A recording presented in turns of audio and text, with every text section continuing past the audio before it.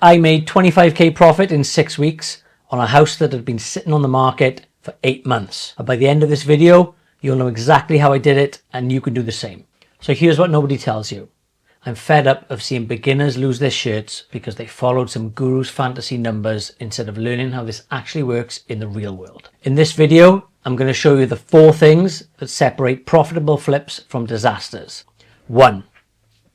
The one question that finds you motivated sellers, not the houses everyone else is chasing. 2. Why the 70% rule will lose you money and the real formula I use instead. 3. The 20k mistake most people make with finishes and what actually sells houses fast. 4. How to fund your first flip even if you've only got 25k. I personally do 10 to 12 flips per year, averaging around 25 to 35k in profit, some even doing 75k plus. And through my estate agency Flying Keys, I sell 300 plus per year for investors and sellers. But more importantly, I've seen every mistake you can make, and I'm going to show you how to avoid them. To start, let me show you the biggest mistake that kills most beginners before they even get going, and it's not what you think. Here's something that might shock you. The best flips aren't always the cheapest houses. They're the ones where you solve the biggest problems. The house I mentioned, it was a perfectly decent 3-bed semi in South Wales. Nothing wrong with it structurally, just needed updating. But it had been on the market for 8 months with 3 different agents. Most investors drove past because the asking price was 120k and they thought too expensive. But I saw something different. I saw someone's problem that desperately needed solving. The seller had inherited this property from his uncle, who was a bit of a hoarder. The house was packed floor to ceiling with stuff, it smelled, and every viewer so far had walked straight back out. The seller lived 2 hours away, was paying council tax and insurance on an empty house, and was getting desperate. I offered 85k cash, a quick completion, and said I'd deal with clearing everything out. He bit my hand off. I sold this property to an investor for £115,000 before I'd even completed on it. I made over 25k because I solved his problem. He got certainty, speed, and didn't have to deal with the hassle. But here's the thing. I could have easily missed this opportunity if I just looked at the asking price and walked away. The deal wasn't in the house, it was in the situation. How do you find these problems instead of just looking for cheap houses? Here's exactly what you need to do. Step 1. Stop asking how much and start asking why are you selling? Look at the 4 Ds. Death, debt, divorce, and distance. These create motivated sellers. Step 2. Build relationships with estate agents. I get loads of my deals through Flying Keys because the sellers know I can actually complete. When we have a frustrated seller who's had 3 sales fall through, they think of me. Step 3. When you view a property, ask the agent, what's the seller's situation? How long have they been trying to sell? Have you had any offers fall through? This tells you if there's a real problem to solve. Step 4. Be the solution to their problem. If they need speed, offer a 14-day completion. If they need certainty, offer cash with no chain. But here's where most people mess up. They find the perfect motivated seller and then completely balls up the numbers. I'm going to show you exactly how to avoid these costly mistakes. Why the 70% rule will lose you money. Let's talk about the numbers that actually matter, because the stuff you see online is dangerous and I can prove it. Look, I'll be straight with you. I had someone source a property to me last month using the 70% rule. They said, Ryan, this is a great deal. It fits the formula perfectly. The house is listed for 150k. It should be worth 200 when done. So 70% of that is 140k. Minus 30k refurb gives you a max offer of 110k. Sounds great, right? Wrong. This is what they missed. First, they'd used asking prices for their comparables, not sold prices. The real sold prices in that area were 180k, not 200. Second, they'd estimated a 30k refurb without getting proper quotes.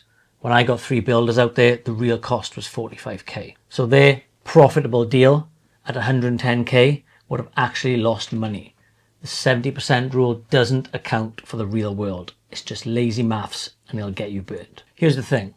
I don't need to sell you anything, but I've seen too many people lose money following these online calculators. Let me show you what actually works. So here's the exact formula I use on every single deal. Step 1. Find your true end value using land registry sold prices, not Rightmove asking prices. Look at what's actually sold in the last 6 months and not what people were hoping to get. Step 2. Work backwards using this exact formula. End value, 180k, real sold prices. Minus your profit target, so minimum of 20k, 160k. Minus refurb costs, get 3 quotes, take the middle one, 45k, 115k. Minus all your costs, legals at 1.5k, stamp duty, finance costs, holding costs, say 10k, we're at 105k. That's your maximum offer. Step 3.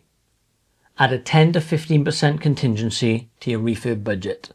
I've never done a flip that came out exactly on budget. Never. Step 4. If the seller won't accept your offer, walk away.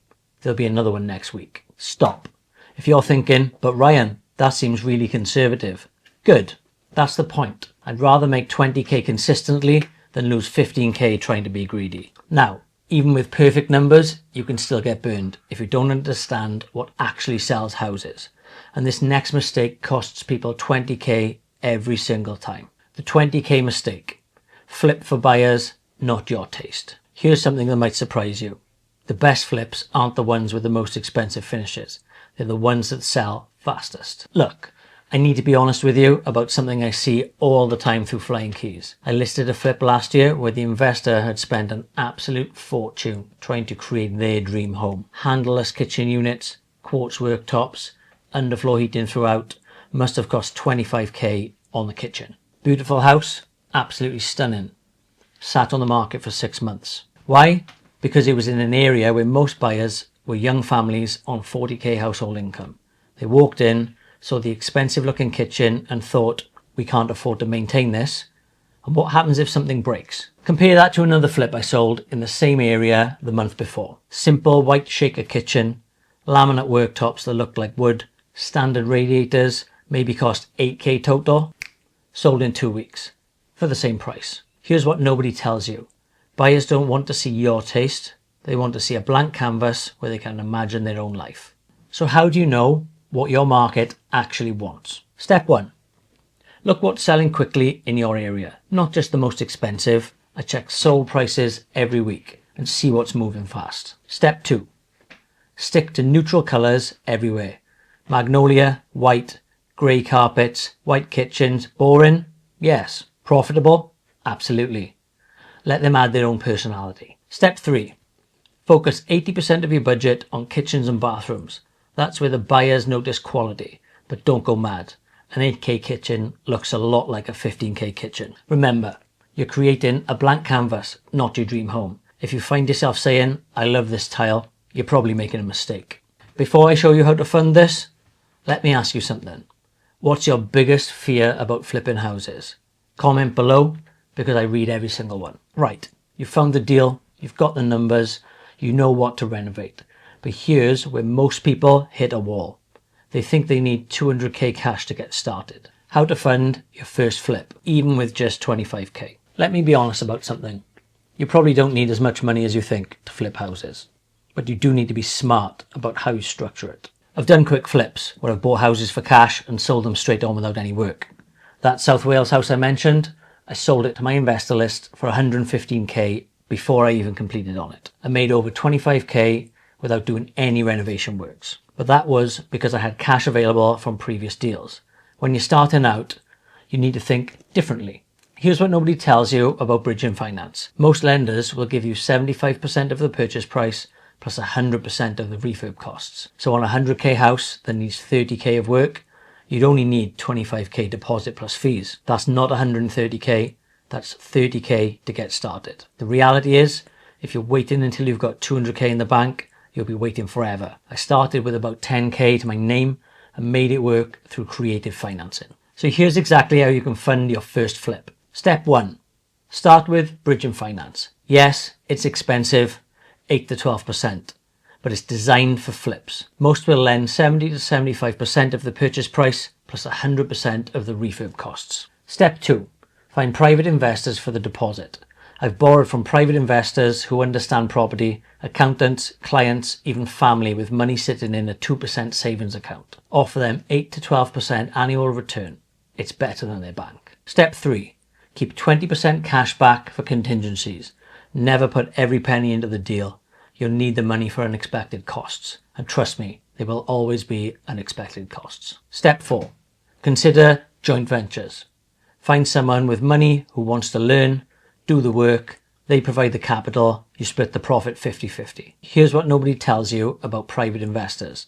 They're not scary, they're just people who want a better return than the bank gives them. Look, flipping houses isn't a get-rich-quick scheme. It's a business that requires skill, patience, and realistic expectations. Here's the reality. Most people who try flipping houses fail because they treat it like gambling instead of like a business. If you follow what I've shown you today, solve real problems, use proper numbers, flip for the market, not your taste, and structure your funding properly, you can make consistent money doing this. Now, if you want to see where I've gotten some of my best deals, I've made a complete A to Z guide of property auctions. I'll show you exactly how I've picked up properties from 30 to 40% below market value, the mistakes that will cost you thousands, and the one little known strategy that's made me over 100k from auction deals alone. You can watch that video right here. I'm going to share the exact process I use, the deals that most people completely miss. And if you found this helpful, smash the like button. It genuinely helps more people find this content. What's your biggest takeaway from today? Let me know in the comments below.